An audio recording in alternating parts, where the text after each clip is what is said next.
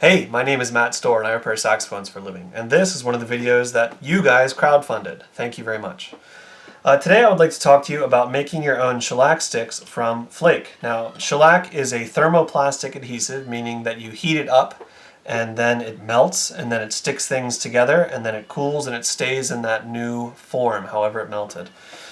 So I've melted these flakes into sticks and then I will melt them again to put them on pads. Let's see if you can see that here.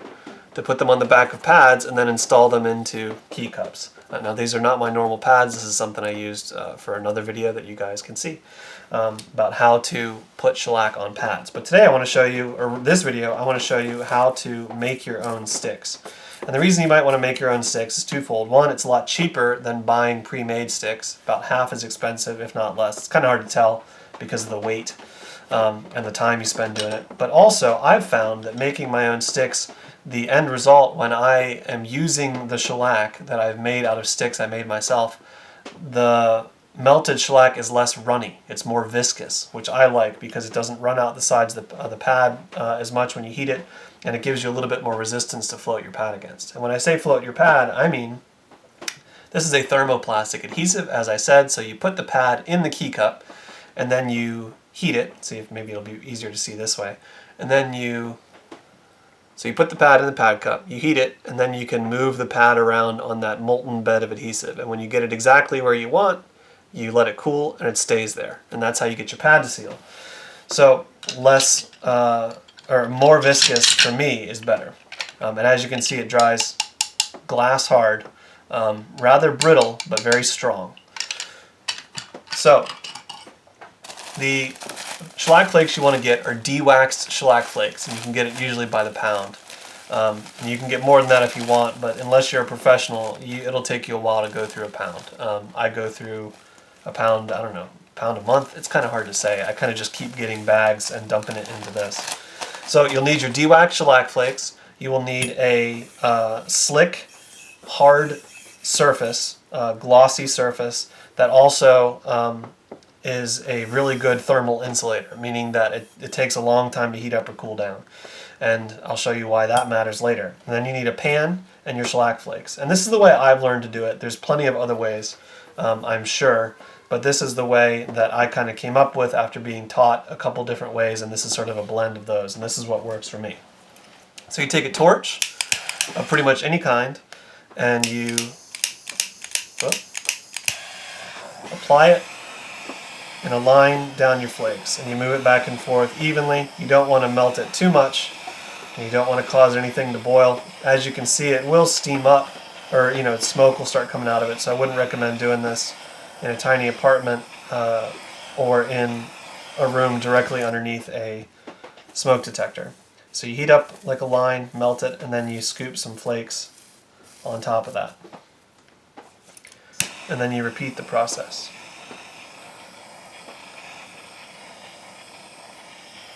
And you see I just kind of move it back and forth smoothly.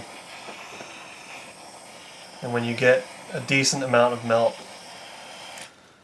scoop some more flakes on top. Be careful not to touch the super hot, freshly molten stuff. When it is melted, it's sticky, so if you get any on your fingers, it will stick to you, and it will impart all of its energy to you before you can, it dries off and you can pick it off, or it cools down and you can pick it off, which means it'll give you a lot of thermal energy, which means you will get a blister, which is inconvenient.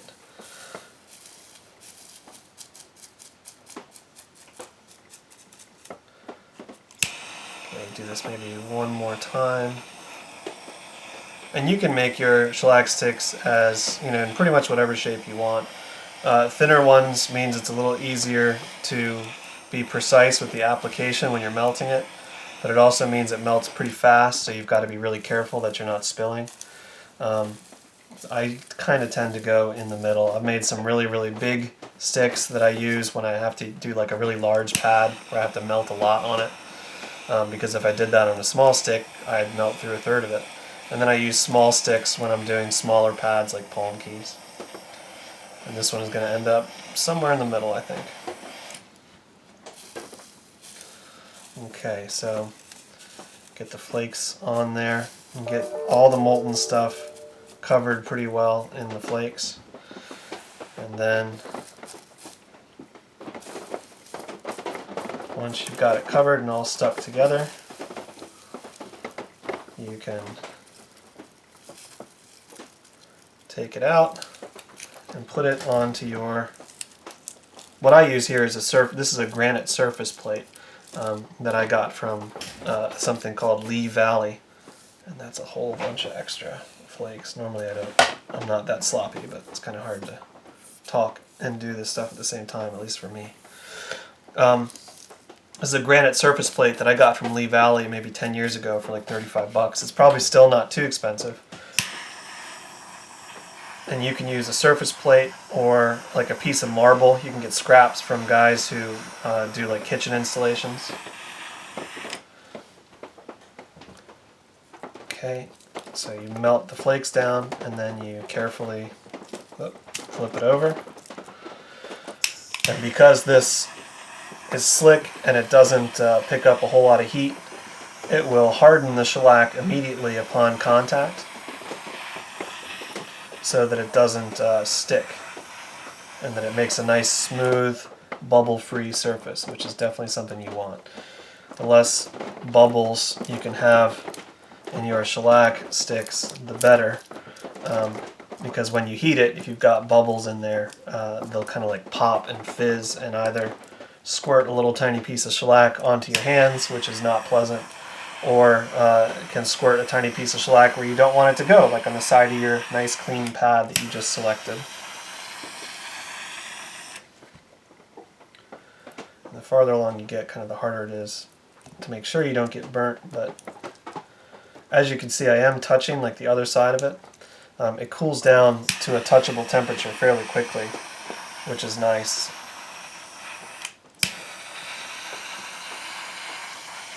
You see I'm kind of trying to melt all the extra pieces together.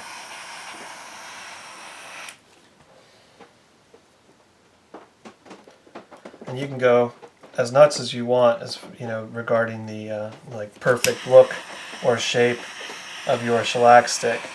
I tend to sort of go a little nuts usually, but I'm not going to do that for this video because otherwise you guys will be watching me do this process for way longer than is necessary. So I'm just going to try and get it close.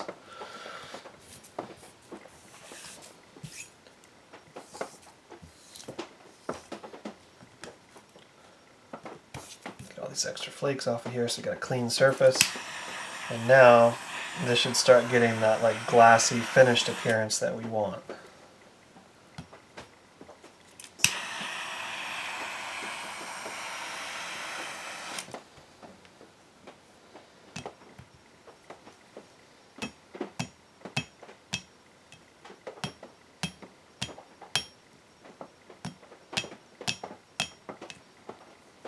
Go. Looking pretty good. So you can see this is still really soft, right? But I can totally hold on to this. It's really not any warmer than that's like holding on to like a semi-warm cup of coffee. I mean, it's not comfortable to do like long term, but it really isn't that bad at all. Which means, keep that in mind when you're doing your pad work, because that means that the pad can feel, the pad cup can feel relatively, cool to the touch.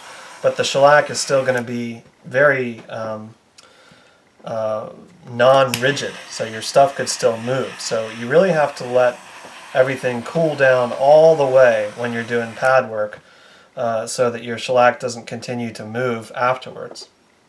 And speaking of that, that's one of the reasons I don't use synthetic shellac, because you can find synthetic shellac under lots of different trade names, some of it made specifically for the repair industry. I found that it moves over time, even just at room temperature. I did an experiment where I put a stick of synthetic shellac in a cup sitting upright, and over a period of about 3 months it bent over to touch my desk. And it wasn't getting too hot or anything, so but I did the same experiment with natural shellac, and that does not happen. This stuff is absolutely rigid once it is cured. So that is how you make a shellac stick. Oh, and if you wanted to, I kind of like long sticks usually, but if you want to, you can cut it in the middle when it's soft like this, and it'll work just fine. Yeah, so there you go. That is how to make a shellac stick on your own at home. Quite easy, and you know, in 15 to 20 minutes you can make enough sticks to get you through 3 or 4 repads. And like I said, you can make them in all different sizes. A big one like this is really handy for doing large pads where you've got to put a lot of shellac on there, because you know, you could run through a stick this big before even a soprano sax is over. So sticks this size I usually use for palm keys, and then sticks this size are for larger keys, and something in the middle like this one I might use on the rest of the horn. Hope that was helpful, useful, informative. My name is Matt Storr. I repair saxophones for a living. Thanks for watching.